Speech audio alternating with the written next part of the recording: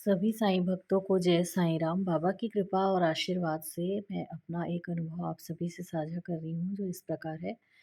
बात 1 मई की है, 1 मई 2023 की बात है। सुबह के समय मैं बाबा के पास बैठी थी घर ही में मंदिर में और मैं सच्चरित्र जी का पाठ कर रही थी। बाबा की कृपा से ही जैसे रोज़ की तरह पाठ करती हूँ, तो बाबा की कृपा से ही मैं पाठ कर रही थी। तो मेरे मन में ये विचार आया कि बाबा और आपकी कृपा से ही अगर किसी को ज़रूरत होती है श्री साईं सच्चरित्र ग्रंथ की, किसी को ज़रूरत होती है और किसी को पाठ करने की इच्छा होती है, तो जब कोई मुझसे माँगते हैं बाबा आपकी कृपा से ही तो मुझसे हो पाता है तो मैं ज़रूर देती हूँ बाबा, और आपकी कृपा से ही ये सेवा आपने मुझे सौंपी है।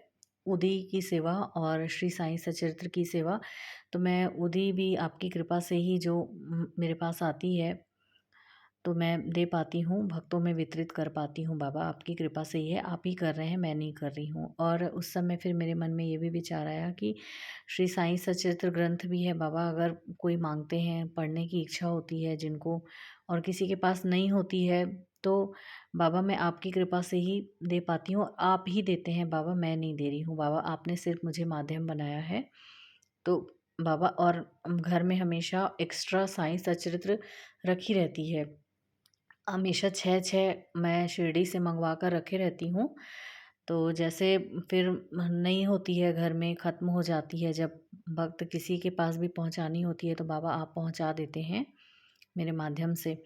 तो बाबा मैं अभी तो मेरे पास एक भी सच्चरित्र एक्स्ट्रा घर पे नहीं रखी हुई है, बस जो मैं पाठ करती हूँ तो वही है मेरे पास, और एक भी एक्स्ट्रा नहीं रखी हुई है घर पे मेरे पास श्री साईं सच्चरित्र। और अगर कोई भक्त मेरे से माँगेंगे बाबा, अगर किसी को पाठ करने की इच्छा होगी तो मैं कैसे करूँगी बाबा, और मैं कैसे दूँगी? अगर किसी को चाहिए होगी तो, एक्स्ट्रा तो है ही नहीं घर पे, ऐसा सोची हूँ। तो मेरे मन में ये विचार आया कि मेरी बेटी है, उसकी क्लास है डांस, वो डांस सिखाती है, उसकी क्लासेस चलती है डांस क्लास में, तो उन उसकी क्लास में एक वनीता मैम आती हैं। तो मुझे याद आया उसी समय कि वो 27 तारीख को शिरडी जा रही हैं, तो मैं सोची कि वो तो जा रही हैं तो मैं उनको बोल दूँगी कि शिरडी से श्री साईं सच्चरित्र की 6 कॉपीज़ ले आएँगी, और उनको मैं मन में सोची कि उनको जितना मतलब होगा उसका मूल्य मैं दे दूँगी। पर मैं उनको बोल दूँगी कि 6 ले आइएगा श्री साईं सच्चरित्र। बस मन में ये विचार आया, फिर मेरे मन से ये दिमाग से बातें मतलब ध्यान से मेरे हट गई ये बात। फिर शाम को क्या हुआ कि मैं रोज़ की तरह जैसे बाबा के मंदिर आरती में बाबा की कृपा से ही जाती हूँ। आरती में सम्मिलित होती हूँ, धूप आरती के पहले मैं मंदिर पहुँच गई, और जैसे ही मैं मंदिर पहुँची हूँ, बस बाबा को प्रणाम की हूँ, तो मंदिर के महाराज जी हैं, जो विजय महाराज जी वहाँ बैठे रहते हैं बाबा की सेवा में, तो वो मुझे खुद से बोले, बता रहे थे मतलब वो मुझे कि भाभी और साईं सच्चरित्र आई है, बुक्स आई है, ग्रंथ आए हैं। तो मैं बोली अच्छा, तो फिर वो बता रहे थे कि आई है, और बाबा के फ़ोटोज़ भी वहाँ पे रखे हुए थे 2 कि वो भी आए हैं ऐसा करके। तो मैं उनको आरती के पहले ही बोली कि मेरे मन में आया कि क्यों ना महाराज जी को बोल दूँ कि मुझे देंगे सच्चरित्र। तो मैं उनको बोली कि 1 दे देंगे क्या महाराज जी मुझे, और मतलब मेरे पास नहीं है एक्स्ट्रा, घर पे 1 भी है, अगर कोई माँगेंगे तो, ऐसा मैं उनको बोली कि 1 मुझे दे देंगे क्या महाराज जी? तो महाराज जी बोले तुरंत में कि भाभी आप सारी ले जाइए, जो भी आया है ऐसा। तो मैं बोली अच्छा, ऐसा करके फिर क्या हुआ कि बाबा की आरती शुरू हुई। फिर आरती जब समाप्त हुई तो मैं उनको बोली कि महाराज जी आप मुझे बोल रहे थे ना, मैं आपको बोली देने के लिए साईं सच्चरित्र 1 तो आप बोले थे कि ले जाइए ऐसा करके, तो फिर आप बोले कि ले जाना भाभी सारी ऐसा करके, तो फिर मैं उनको बोली कि आप दे रहे हैं क्या महाराज जी? भले आप 1 ही मुझे दे दीजिए। तो महाराज जी बोले कि नहीं आप ले जाइए जितनी है। तो वहाँ 3 थी, श्री साईं सच्चरित्र ग्रंथ है, 3 आए हुए थे महाराज जी के पास, तो महाराज जी बोले कि हाँ, आप ले जाइए। फिर महाराज जी दिलवाए मुझे, एक भक्त है वहाँ भी आते हैं मंदिर में, अंकित नाम है उसका, तो वो मुझे दिया फिर तीनों, साईं सच्चरित्र ग्रंथ है।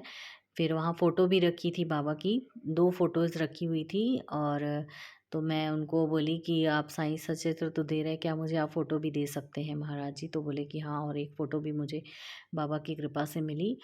और एक छोटी-सी फ़ोटो साईं सचरित्र ग्रंथ के अंदर भी निकली घर आके मैं देखी तो बाबा की कृपा कितनी है कि मैं सुबह को मेरे मन में ये विचार आया कि एक्स्ट्रा घर पे एक भी नहीं है साईं सचरित्र, अगर कोई पढ़ने के लिए माँगे, किसी को पाठ करने की इच्छा होगी तो बाबा अगर कोई मुझसे माँगेंगे तो मैं कैसे करूँगी?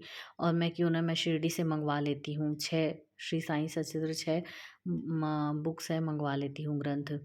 तो आया था मन में विचार ये, लेकिन बाबा ने शाम को ही व्यवस्था कैसे कर दी कि अगर कोई माँगेंगे तो मैं दिलवा देता हूँ मंदिर से ही। अब पता नहीं, मुझे नहीं पता कि मंदिर में किसने वहाँ पे रख के गए हैं और कौन लेकर आया साईं सचरित्र, पर मेरे लिए तो ये बाबा की लीला ही है। और मुझे तो महाराज जी बताया भी नहीं कि कौन वहाँ पर दे के गया है। बस बोले, महाराज जी बोले कि बस साईं सचरित्र आई है यहाँ पे भाभी, ऐसा करके। तो मुझे मतलब बाबा की ही कृपा से सुबह जो सोची थी कि मंगवा लूँ, पर बाबा ने शाम को ही कैसे व्यवस्था कर दी और मुझे तो मतलब मंदिर से ही प्राप्त हो गई श्री साईं सचरित्र ग्रंथ।